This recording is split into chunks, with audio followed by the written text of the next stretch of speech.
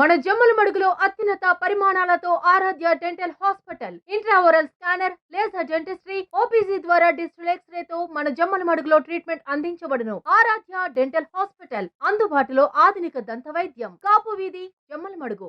24 ఎన్నికల తర్వాత Telugu Desam party national working ప్రెసిడెంట్గా ఎన్నికై మొట్టమొదటిసారిగా కడప నియోజకవర్గానికి ఈ నెల 21వ తేదీన మన యువగలం సారథి తెలుగుదేశం పార్టీ భవిష్యత్తు మరియు రాష్ట్ర మంత్రివర్యులు శ్రీ నారా లోకేష్ గారు వస్తున్నారు.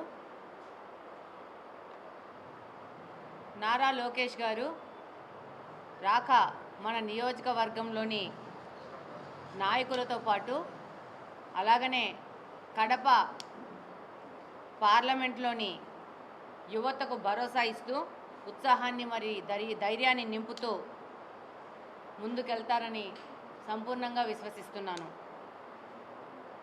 నారా లోకేష్ గారు ఏ విధంగా చంద్రబాబు నాయుడు గారు అహర్నిశలు శ్రమిస్తూ రాష్ట్రం మొత్తం పర్యటిస్తూ తెలుగుదేశం పార్టీ కుటుంబ సభ్యులకి ఉత్సాహాన్ని ఇస్తూ అలాగనే అభివృద్ధి డెవలప్మెంట్ మీద ఫోకస్ చేస్తూ ముందుకెళ్తున్నారో అలాగనే నారా లోకేష్ గారు కూడా తండ్రి యొక్క స్వభావాన్ని పూర్తిగా పుణికిపుచ్చుకొని ఆ విధంగానే 2024 ఎలక్షన్ అయినప్పటి నుంచి ప్రతి ఒక్క నియోజకవర్గాన్ని సమాన ప్రాతిపదికన ఇస్తూ ఆయన పర్యటిస్తూ అక్కడున్న అవసరాలు ఆ నియోజకవర్గంలోని ప్రజల ఆకాంక్షలు తీరుస్తూ అలాగనే పార్టీని పటిష్టం చేస్తూ పార్టీలోని యువతకు భరోసా ఇస్తూ ముందుకెళ్తా ఉన్నారు. 21వ తేదీ సాయంత్రము కడపలోని తిరుపతి బైపాస్లో ఉన్న రాజరాజేశ్వరి కళ్యాణ మండపం ఎదురుగా ఏర్పాటు చేసిన శిబిరంలో నియోజకవర్గం యొక్క తెలుగుదేశం పార్టీ కార్యకర్తల సమావేశంలో పాల్గొంటారు. అలాగనే కార్యకర్తల అభివృద్ధికి సంబంధించిన దిశానిర్దేశాలు చేస్తారని సందర్భంగా తెలియజేసుకుంటున్నాను.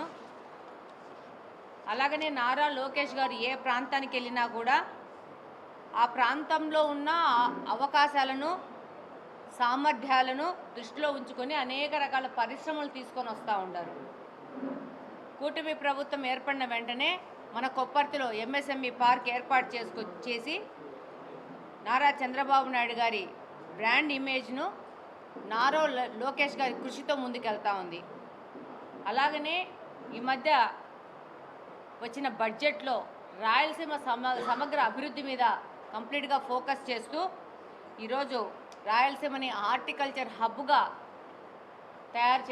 ఏర్పాటు చేయడానికి సంపూర్ణంగా కృషి చేస్తోంది ప్రభుత్వం. అందులో నారా లోకేష్ గారి పాత్ర ఎంతగానో ఉంది.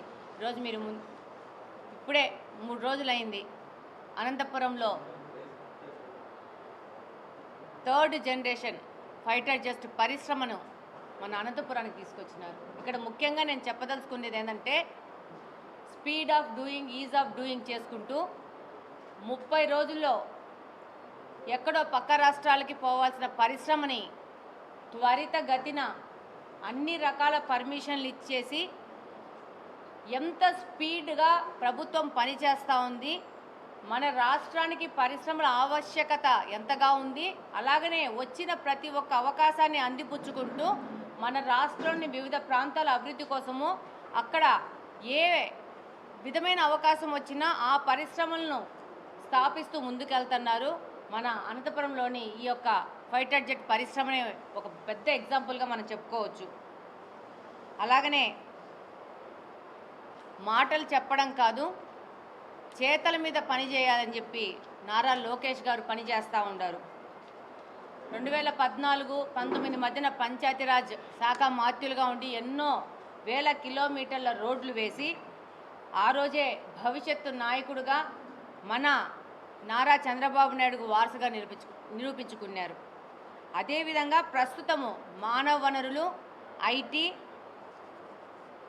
ఆర్టీజీఎస్లలో కూడా లోకేష్ గారు తన శైలిని చూపిస్తూ దాదాపు 900 పైచిలుకు సేవలను వాట్సాప్ యాప్ ద్వారా ఈరోజు గవర్నెన్స్లో తీసుకొని వచ్చేసి ఎవరినైనా కానీ వాళ్ళ ఫోన్ ద్వారా వాళ్ళ సేవలను వినియోగించుకునే విధంగా ప్రభుత్వంలో అనేక మార్పులను తీసుకొచ్చి ఈరోజు ప్రభుత్వాన్ని స్పీడ్ ఆఫ్ డూయింగ్ మీద ముందుకు తీసుకొని పోతున్నారు.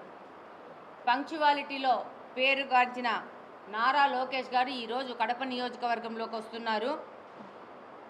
ఈ యొక్క పర్యటన కడప నియోజకవర్గము అలాగనే కడప జిల్లాలోని పారిశ్రామిక రంగానికి చేయూతనిచ్చే విధంగా ఉంటుందని సంపూర్ణంగా భావిస్తున్నాను. ధన్యవాదాలు.